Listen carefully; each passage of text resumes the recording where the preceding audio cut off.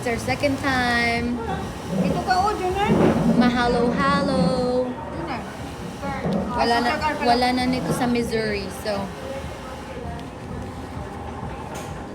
sarap ng mga ice creams nila, guys.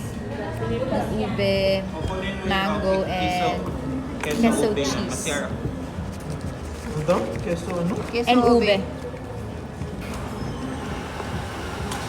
Very thick yung yung gatas na nilalagay nila sa Parang ice. parang milk ng whale. Ha? Sila tayo. Pagka sila. Just eat.